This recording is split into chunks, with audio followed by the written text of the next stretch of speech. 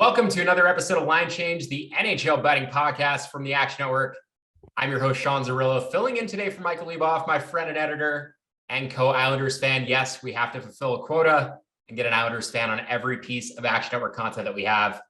Joined today by professional bettor, So Money Sports, one of my favorite follows, and a person who I will trust with my money on all of his NHL plays, so long as I can get the right number. I'm happy to tell him blindly, but I'm more happy to get his analysis today on these games. And we have a loaded 11-game slate for Tuesday as we head into the All-Star break for the NHL. We're going to take you through all these games, but first, we're going to get started with our two favorite underdogs. First game that we're going to look at, the Florida Panthers, minus 145 on the road against the New York Rangers, plus 125 at home. Total sitting at 6.5, minus 120 the under. Florida coming in on a back-to-back. Sergei Bobrovsky playing the game on Monday. So we'll see whether Spencer Knight is in net for Tuesday. And Igor Shesterkin, your current Vezina favorite, plus 300 in that market, should be going for the Rangers. So Money, tell me why you're betting on my nemesis, my least favorite team in all of sports, the New York Rangers. Well, to be honest with you, the Rangers are starting to become my least favorite team in the league as well, even though I love Shesterkin there. But as you mentioned, the Panthers are playing right now. Bobrovsky in goal. I do anticipate that Spencer Knight will be in net tomorrow. He has put together a couple of good games now after a terrible start, but those wins were against the depleted Canucks team and a low event game against Vegas. So I will need to see some more from him before I kind of upgrade him out there. I have mentioned a few times, I am looking to fade the Rangers long term, but it's really difficult to go against Igor. So while the Panthers continue to get the results, all credit to them, their level of play has dropped a bit. They are playing right now against Columbus and they look good. So that being said, it is against Columbus. So that needs to be taken into account. But with Shesterkin in goal against probably Spencer Knight, I will be on the Rangers as my dog as much as it pains me to do it. So going into the All-Star break, I mean, there's a chance that a team could play the same goalie on back-to-back days. What roughly in terms of a percentage, don't want you to give too much away, but roughly if you were to adjust from a fully rested Bobrovsky to a Spencer Knight versus a Bobrovsky playing on a back-to-back day, dropping to Spencer Knight, is it like a 5% decrease? Is it like 3%? Do you have like a rough range that would fall into? It's tough to say because it depends on like the current form, right? So and Spencer Knight, he's in a situation right now where I'm kind of not sure if where he's gonna go, because he's not as bad as he's shown previously, but he's also not as good right now as he was coming into the league last year. So that's I wouldn't be able to answer that right now, but it does depend on the goaltender's current forms. In fact, Bobrovsky has also has also struggled a bit too. So with both of these guys, they're both kind of in that limbo stage for me right now. So I have to see kind of where they go over the next few games before I can give a more definitive answer to that. Fair enough. Yeah, I grew up playing travel hockey and I was a goalie. So it's goalies and the drop-off relative to starters and backups in the NHL, especially as a baseball bettor as well, is something that's fascinating to me because that is what influences the line. And there's only 60 goalies in the NHL or 60 to 90 compared to 150 starting pitchers in baseball. So the relative of above and below average is something that's very fascinating to me with goalies. Now, you guys know I'm filling in for Leboff today, so I have to find the ugliest underdog on the board, and that would be the Arizona Coyotes. Plus 385, currently on the money line. I'm going to wait for a plus 400. Third time the Coyotes and the Avalanche have played this season. Yes, I bet them on January 14th, plus 545, ended up closing plus 460 consensus. And yes, they lost in a shootout in the most painful way possible. Expected goal differential 5-on-5. The gap between these two teams is narrowed. You would think based on the line, you're betting the worst team in the NHL against the best team in the NHL, but that's not necessarily the case. Arizona's actually crept up to 28th at 5-on-5 over their past 25 games. Colorado has fallen outside of the top 10. They're currently sitting 11th. So I think a plus 400 or better, Arizona certainly warrants a stab just for the pain alone and to see how they manage to bring it upon us. But in the spirit of Michael Leboff, Arizona will certainly be a play on my Tuesday card. Before we get to our best bets for Tuesday, we're going to take you through the rest of the slate. And we're going to start off with the Toronto Maple Leafs, minus 200 on the money line on the road against the New Jersey Devils. Now, there's 5 teams in action on Tuesday that are coming in on back-to-backs. This is the only matchup between 2 teams that are both playing on Monday. The Devils have actually been around league average in terms of expected metrics at 5-on-5 over the past 2 seasons, but they're underperforming 27th in total points captured of available standing points this year. Big difference on the power play as well. Toronto, the best power play in the league. Devils in the bottom 8. So money. Any plays on this game? Any reason to fade Toronto? Another of my least favorite teams. Yeah, I'm not necessarily looking to fade Toronto. I do think that they have underperformed a bit relative to my expectations recently, but that's just the ebb and flow of the season. Mrazek will be in goal. That has been confirmed. We should expect to see Gillies in net for the Devils, who interestingly enough has looked the best out of all the Devils goaltenders, but that's not saying much with the level of goaltending that they've gotten this year. The Devils do continue to trend poorly defensively, but at 6.5, I think that has already been captured in the line, especially with looks like tonight's game is going to go over there. So I will probably be passing on that game unless if like that number drops for like whatever reason in the morning. But I don't anticipate any under money when the market opens up. So possible lean to the over if it drops. Next game on the board, the San Jose Sharks plus 220 on the road, taking on the Tampa Bay Lightning minus 260 at home. Total sitting at a flat 6. Lightning, we're hoping to maybe get Nikita Kucherov back before the All-Star break. Doesn't look like that's going to be the case. Sharks without Erik Karlsson for an extended period after getting injured last week. Tampa actually sitting 7th in expected goal differential this year. San Jose about mid-pack. Overachieved, it looks like, slightly in terms of their percentage of points captured. Any value on this game for you? It's an interesting matchup. I have been low on the Sharks for a while, so their downswing here it isn't too surprising. But we do need to keep in mind that they've played some stiff competition lately, and it won't get easier, obviously, against Tampa Bay. I do expect Vasilevsky to get the start, in which case I will be off the game. But interesting to note here that if we do get Elliott in net, as usual in a Tampa game with Elliott, you want to look at the over, but it won't be as automatic as it usually is because the Sharks are back to playing a defensive brand of hockey that we saw earlier in the season. They got away from that for a little bit, but it looks like they're back there. But of course, for the right number, I can get there, but right now I'm not there. Yeah, interested to see if they just completely changed their playing style without Karlsson and his ability to push the puck. Absolutely, yeah. Seattle Kraken. Now, I looked up their point total coming into the year before this podcast, and correct me if I'm wrong, but it was 92, which seems insane in hindsight. They're pacing for about 60 points, last place in the Pacific.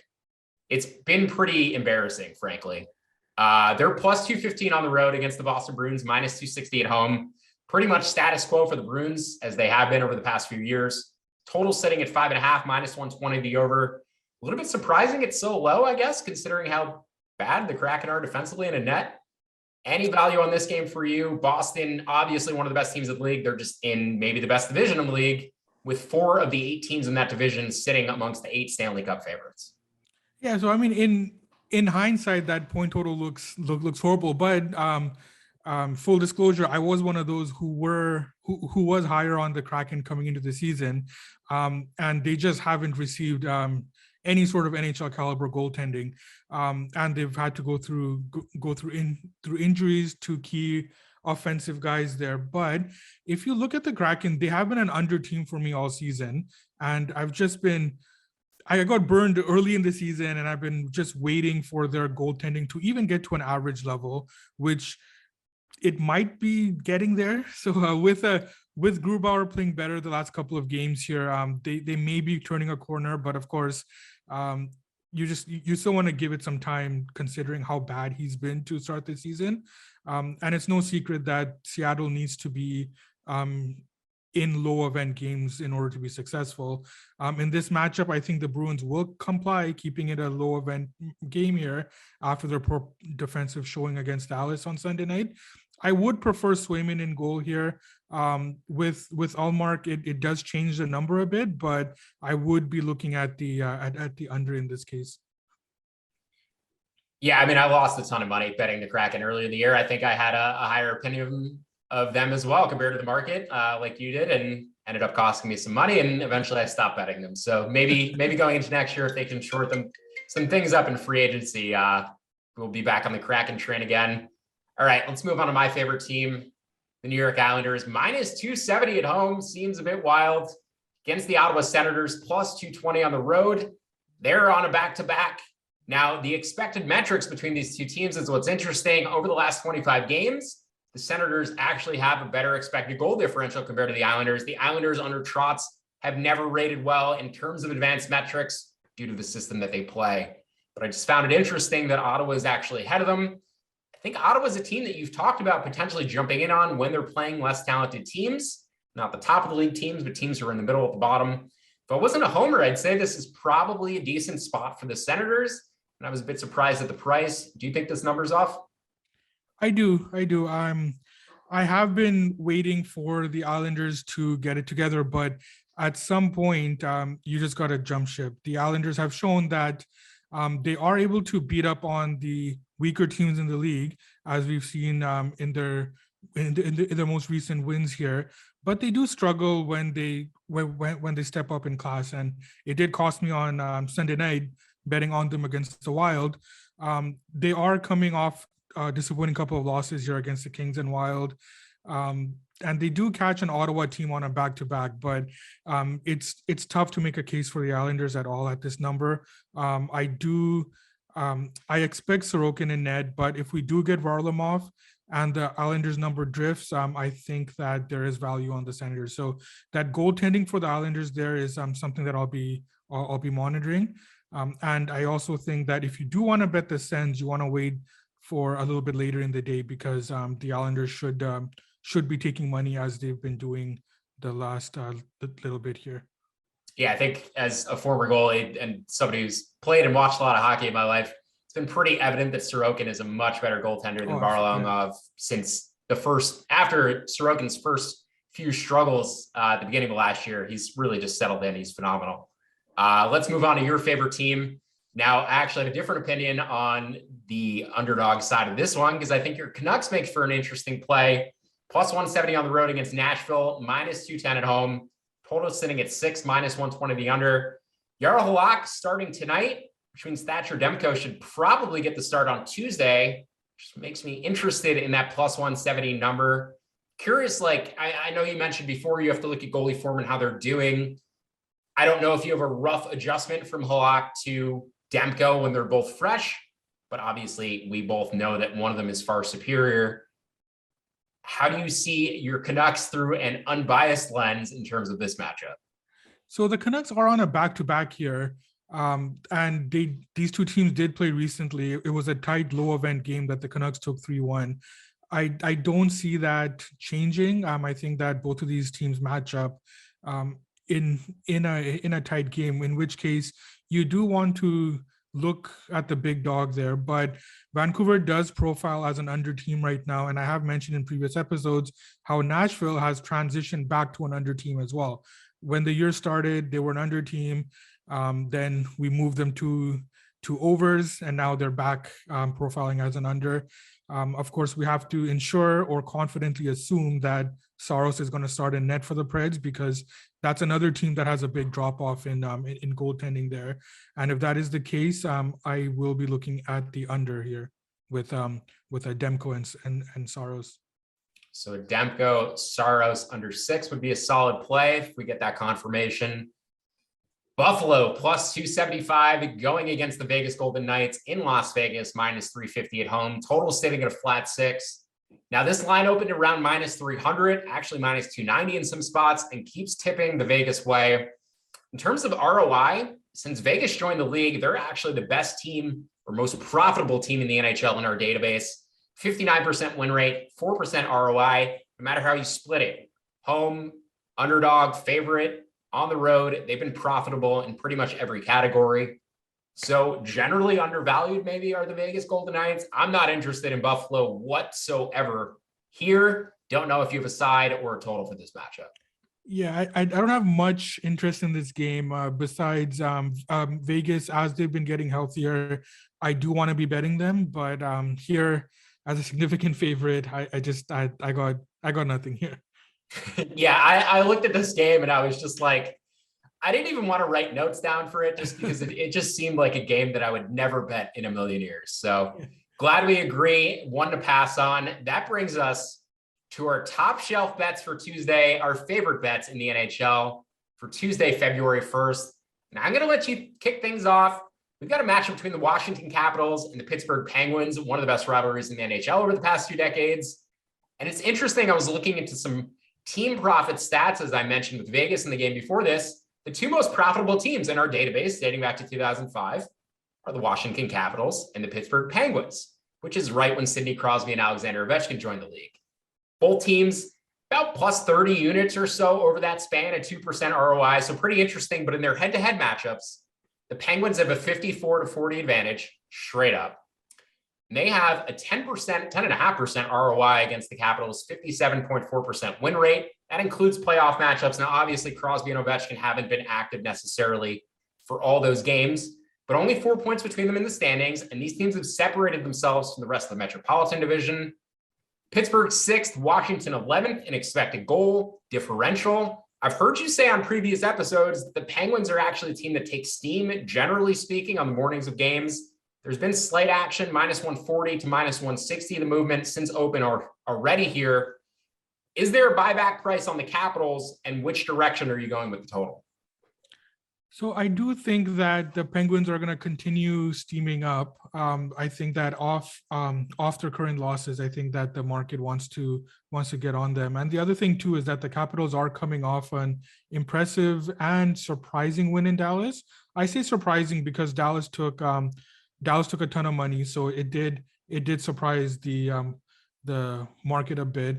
And also, when we do look at the Penguins' 3 losses here, one was in overtime, one was in a shootout, and they lost a tight game to the Kings. So I'm not taking too much away from them here.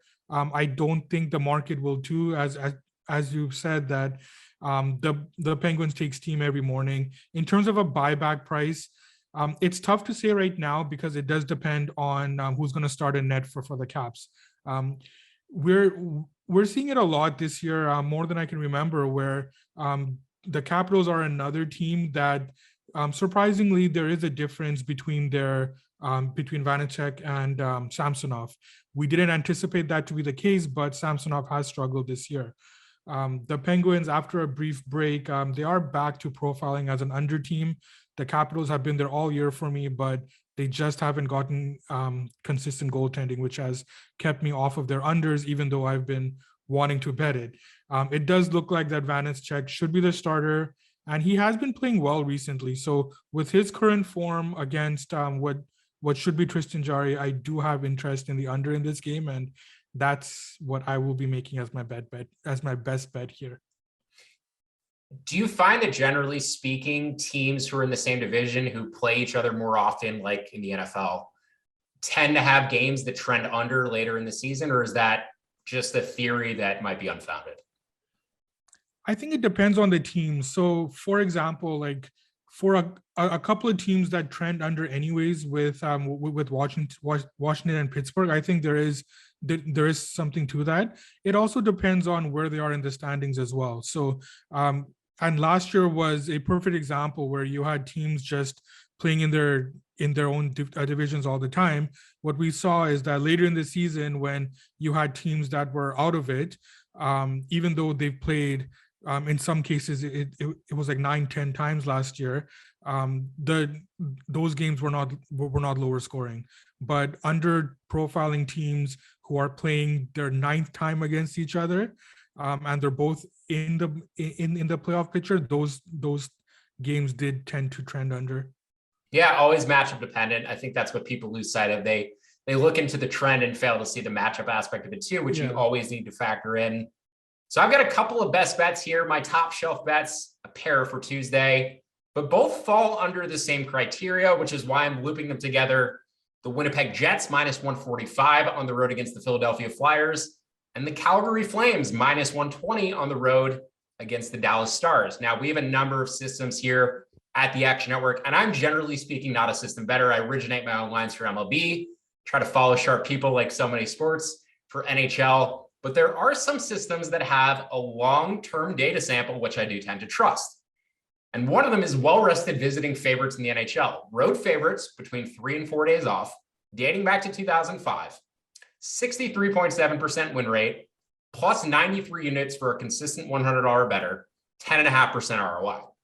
Look at those same teams on the puck line, 39% win rate, but plus 97 units and a 10.9% ROI. Calgary, Winnipeg both fit that criteria for Tuesday.